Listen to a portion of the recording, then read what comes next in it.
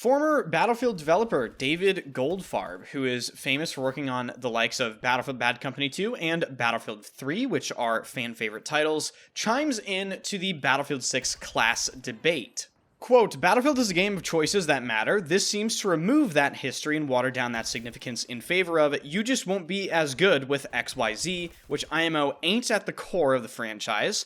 The franchise is built on classes and rock, paper, scissors that are meaningful choices. Blunting the effect of these choices is and I say that as someone who has made a system more like that in Payday 2, but you could still not get everything, which is crucial. And then when somebody asked him if DICE may reconsider this choice, Goldfarb said, too late, IMO, but you never know. Switching to true class-based means a bunch of things. I doubt it. So that is David Goldfarb's opinion on this whole BF6 class drama, and it is just a massive community argument that is still ongoing. And I've given my take on this subject multiple times. I made 2 videos. One of them was explaining why I think the Battlefield 4 class system is not what people are asking for. I think what the Battlefield community is really asking for is for harsher weapon restrictions to really define those classes out. And I think a lot of people that watched those previous class videos that I made glossed over the fact that I was extremely adamant about DICE listening to the community when it comes to giving them what they want with the class system in Battlefield 6. That is 100% the correct course of action.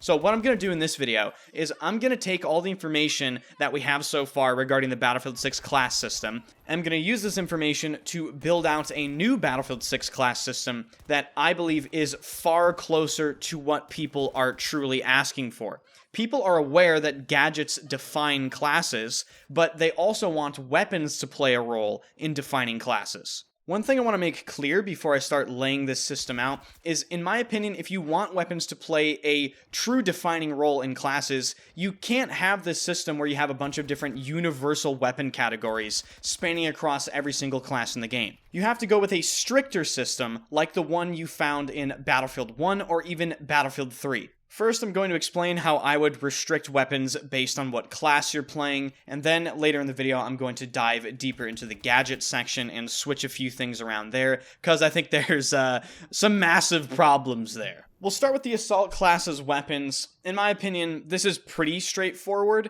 You just give assault rifles, of course, and then for their second weapon category, they get shotguns. Now, keep in mind, these are exclusive to the class, so you cannot use shotguns on Recon or Sport or anyone else. Some of you might be confused why I put shotguns with the Assault class. Traditionally, I believe they're supposed to be with the Engineer class, but in my opinion, shotguns fit Assault better than they fit Engineer. The Assault class, the way I view it, is you're one of the people that's on the front lines. You're supposed to be in there, CQC, throwing C4, destroying those vehicles, pushing that front line in, assaulting the objective, right? I also view the Assault class as a class that's supposed to have quite a bit of versatility, which is why assault rifles are with the Assault class. So that is how I would go about doing that. As far as the Engineer class goes, I would give Engineer the submachine guns and the carbines.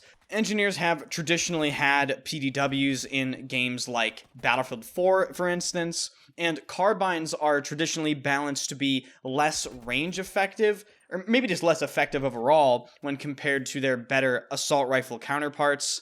I think SMGs and carbines would fit the Engineer class because sometimes when you're playing Engineer, you need to jump out and quickly kill infantry if you're playing with one of your squad mates in a vehicle. Both the submachine gun and carbine weapon categories fit that need, and I think they do fit the overall playstyle of Engineer.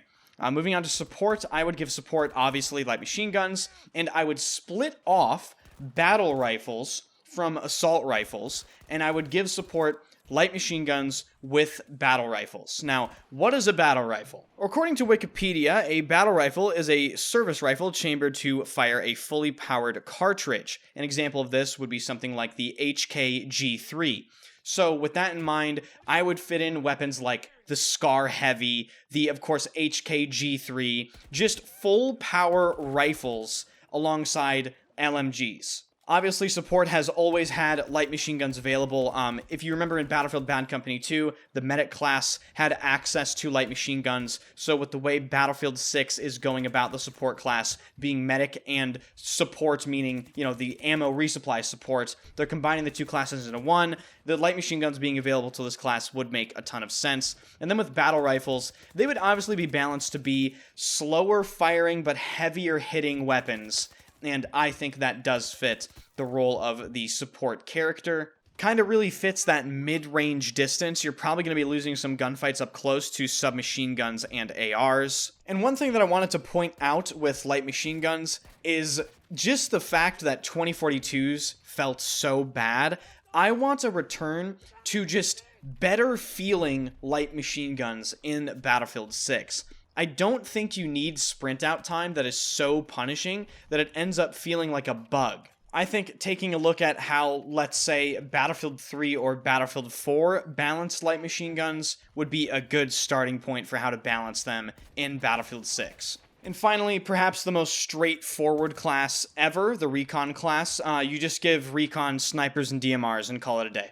They're supposed to be a longer range class. And one really important thing to point out is secondary weapons would, of course, be all class. I would not go and restrict secondary weapons to specific classes. Now we're going to take a look at some of the other things regarding classes, such as gadgets, and we'll discuss some of the field specializations and traits that they have. For the Assault class, I think one thing that people are really debating over right now is whether or not the Assault class should even have a med pen. In my opinion, keep the med pen, but just make sure they can't automatically recharge it. It appears in some of the leaked gameplay, the Assault class right now can auto-recharge that stim. So I think if you just made sure that stim didn't auto-recharge, that would be just fine. And taking a look at the gadgets, it's very important to understand that Battlefield 6 classes, as of right now, can equip 3 total gadgets, meaning they can equip 2 they can select, and then, of course, the class gadget on top of that. In my opinion, that's a little much. I think you should only have 2 gadgets total, so your class gadget, and then you can select 1 gadget to use. And as far as the field specializations go, if you take a look at the frontline tree, which is the grenade icon, that tree looks completely fine. When you look at the commando tree, there are some pretty worrying things. The most notable being, in my opinion, the ability for them to reveal nearby enemy gadgets. Reveal more than likely means wall hack enemy gadgets, which, I mean, you're just never going to die to claymores, you're never going to miss a tugs, you're never going to miss a spawn beacon. I just think that's kind of goofy, and that should be removed from the game. And then, of course, the level 4 perk, which does appear to be an additional ability that unlocks once you reach level 4 in this field specialization as you play. Use an enhanced combat stimulant that, again, reveals enemies in addition to its usual effects. Kills prolong the duration. If this means wall hack enemies on your screen, or even spots them on the minimap, that's extremely strong. I would take a look at probably just getting rid of the ability, or if they're not going to get rid of the ability entirely, I would just make sure that it definitely does not wall hack spot enemies. And then finally, if you look at the throwable section of the Assault class, you can see some pretty concerning things in my opinion. You have all the normal stuff like frags and smokes and incendiaries, but then you have impact grenades and stun grenades. These things, to me, are just very worrying because impact grenades are almost always overpowered or almost always completely useless depending on how they're balanced. It is essentially completely unreactable, instant explosive damage. Not a fan of it. I wouldn't put impact grenades in the game if I had it my way. Same with throwing knives. I just think CQC throwing knives, you hit your G key and you get an instant kill. It's kind of cheap to me. I've never personally been a fan of that gameplay. I know a lot of people are fans of throwing knives, but maybe you could balance it in a way to where there's a big arc when throwing a throwing knife, so it isn't that easy to just go on these crazy, even 10-man throwing knife sprees we see people go on, where, you kill a guy and then you walk over their body, it resupplies it, and then you just throw it again, and you chain that together. I have played against a couple people that are specialists with the throwing knife, and it can actually be incredibly difficult to avoid and deal with. And then when it comes to stun grenades, if they work how I think they work, they probably heavily restrict your movement, and they might even prevent you from aiming down sights, which would be fucking horrendous in a Battlefield game. I'm not sure how you would even balance a stun grenade when it comes to Battlefield gameplay. Those of you that played PlanetSide 2 will know there are concussion grenades in that game, which do have some sort of a similar effect. They do kind of remove your movement abilities, and you can't play the game if you get hit by one. I would also remove stun grenades from the game. I just think that sounds like a horrible time. I don't want to be stun locked in place in a Battlefield shooter. Now taking a look at Engineer, everything looks fairly normal here. I just want to point out one thing in the gadget section. Motion sensor, I think you should just remove that. Engineer does not need an extra gadget that can spot people. Recon, as we'll go over later, already has a ton of different ways to spot people in the game. So either remove that from the game or give it to another class. Perhaps give it to Recon as a gadget they can select. Moving on to talk about the support class, in my opinion, taking a look at this, the support class is definitely the most underwhelming class. It's not weak, it's just not as great as some of the other classes in the games like Assault and Recon.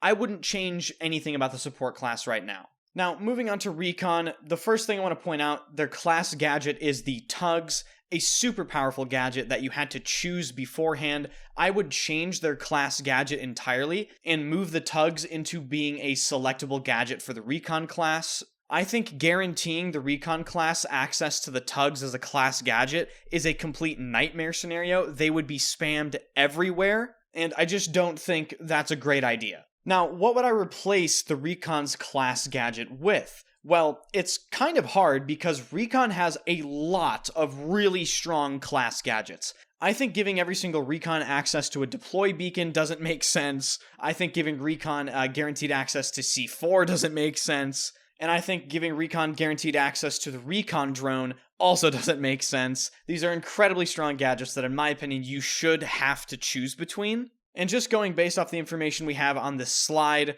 I would, out of the selection I have, make the class gadget for Recon the Laser Designator. Throughout the history of Battlefield, I cannot tell you the amount of times people complain that people never use the Laser Designator. Engineer players in particular know what I'm talking about. Every single time, why isn't a Recon marking the vehicle? I have a Javelin, or I have a SMAW, or I want to lock onto this thing, and then no one does it. So I think you just give Recon the Laser Designator by default. Taking a look at the throwable section, we see a throwable motion sensor. This is, again, something that I would remove from the throwable section and add into the gadget section of the Recon class. This is just extremely strong.